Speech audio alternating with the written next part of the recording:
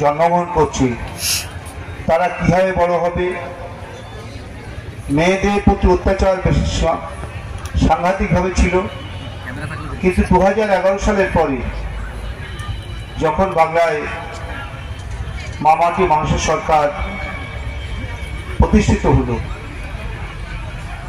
আমাদের রাজ্যের মুখ্যমন্ত্রী মমতা ব্যানার্জি তিনি প্রথমে জঙ্গলমহল, তারপরে পাহাড়, এই দুটোকে ঠিক করার পরে পশ্চিমবাংলা মানুষের জন্য কেবল কাজ শুরু করলেন। একটার পর একটা কর্মসূচি, মানুষ কিভাবে বেঁচে থাকবে, বাঁচার লড়াই, কঠিন সংগ্রাম, মেয়েরা কিভাবে স্বাধীন হবে, মেয়েদের পুলিশ শাসিত সমাজ ব্যবস্থায় যে অত্যাচার চলছিল তার অবলুপ্তি কিভাবে হবে, তার পথ দেখালেন আমাদের বাংলার মুখ্যমন্ত্রী মমতা ব্যানার্জি। খেটে খাওয়া মানুষ, গরিব মানুষ, মেহনতি মানুষ, যাদের কথা বলে আমরা ক্ষমতায় এসেছি, সেই সমস্ত মানুষগুলোকে সমাজে কিভাবে তুলে নিয়ে আসতে হবে পথ দেখালেন আমাদের রাজ্যের মুখ্যমন্ত্রী মমতা ব্যানার্জি।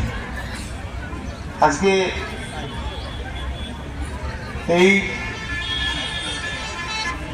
যে মেলা শ্রম দপ্তরে, আমি শ্রম দপ্তরের আধিকারিকদের অনুরোধ করব, এখনো গ্রাম বাংলায় প্রচুর মানুষ আছে যারা নামটা নথিভুক্ত করায়নি।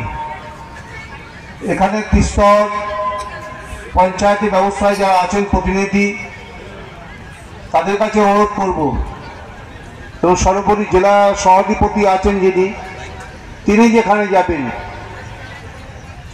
তিনিও সেখানে এই আলোচনাটা করবেন যে আজকে যে মহৎ উদ্দেশ্য নিয়ে আজকে যেখানে কনফারেন্স হচ্ছে, আজকে মেলা হচ্ছে, সেই মেলার গুরুত্বটা একবার নথিভুক্ত করতে পারলে অনেক দিক থেকে আপনারা সুযোগ সুবিধা পাবেন।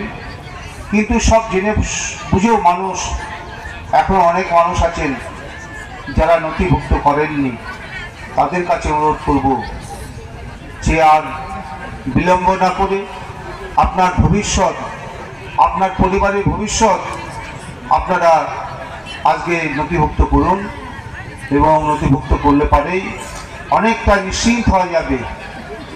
সেই দিকে লক্ষ্য রেখে আপনারা এগিয়ে চলবেন। আমি আর বিশেষ কিছু বলবো না। আমার